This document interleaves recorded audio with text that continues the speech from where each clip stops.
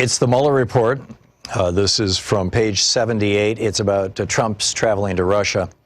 And they're talking about Rona Graf, Trump's executive assistant. Graf asked Duma whether she recommended that Graf send a formal note to the deputy prime minister declining his invitation.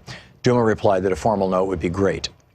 It does not appear that Graf prepared that note immediately. According to written answers from President Trump, Graf received an email from Deputy Prime Minister Prihodko on March 17, 2016, again inviting Trump to participate in the 2016 forum in St. Petersburg.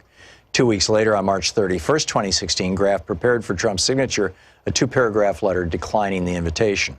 The letter stated that Trump's, quote, schedule has become extremely demanding, end quote, because of the presidential campaign, that he already had several commitments in the United States for the time of the forum, but that he otherwise would have gladly given every consideration to attending such an important event. Graf forwarded the letter to another executive assistant at the Trump Organization with instructions to print the document on letterhead for Trump to sign. At approximately the same time that the letter was being prepared, Robert Forsman, a New York-based investment banker, began reaching out to Graf to secure an in-person meeting with candidate Trump. According to Forsman, he had been asked by Anton Kobyakov, a Russian presidential aide involved with the Rus Congress Foundation, to see if Trump would speak at the forum. Forsman first emailed Graf on March 31, 2016, following a phone introduction brokered through Trump business associate Mark Burnett, who produced the television show The Apprentice.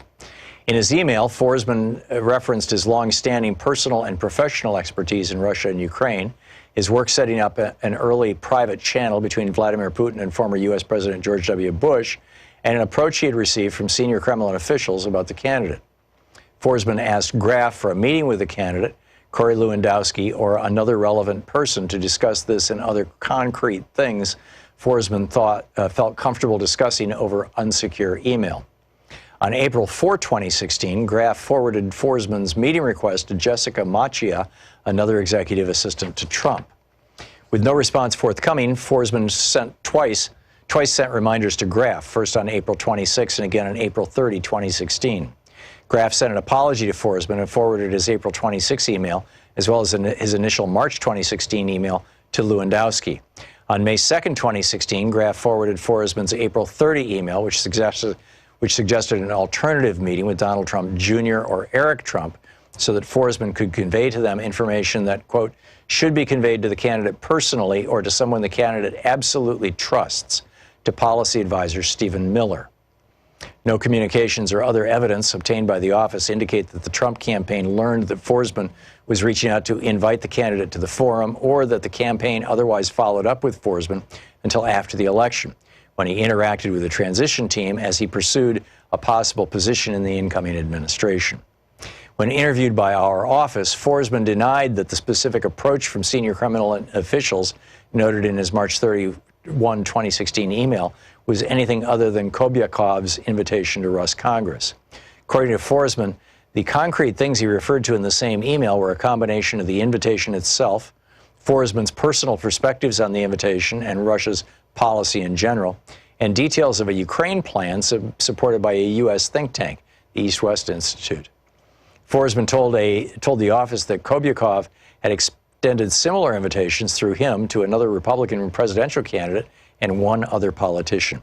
Forsman also said that Kobyakov had asked Forsman to invite Trump to speak after that other presidential candidate withdrew from the race and the other politician's participation did not work out.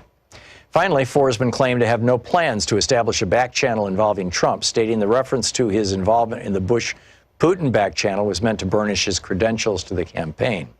Forsman commented that he had not recognized any of the experts announced as Trump's foreign policy team in March 2016 and wanted to secure an in-person meeting with the candidate to share his professional background and policy views, including that Trump should decline Kobyakov's invitation to speak at the forum. Subset 2, George Papadopoulos. George Papadopoulos was a foreign policy advisor to the Trump campaign from March 2016 to early October 2016. In late April 2016, Papadopoulos was told by London-based Professor Joseph Mifsud, immediately after Mifsud's return from a trip to Moscow, that the Russian government had obtained dirt on candidate Clinton in the form of thousands of emails.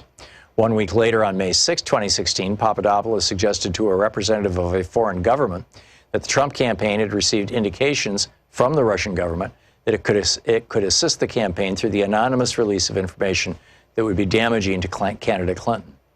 Papadopoulos shared information about Russian dirt with people outside of the campaign, and the office investigated whether he also provided it to a campaign official. Papadopoulos and the campaign officials with whom he interacted told the office that they did not recall that Papadopoulos passed them that information. Throughout the relevant period of time and for several months thereafter, Papadopoulos worked with Mifsud and 2 Russian nationals to arrange a meeting between the Trump campaign and the Russian government. That meeting never came to pass. Origins of campaign work. In March 2016, Papadopoulos became a foreign policy advisor to the Trump campaign. As early as the summer of 2015, he sought a role as a policy advisor. It's the Mueller Report.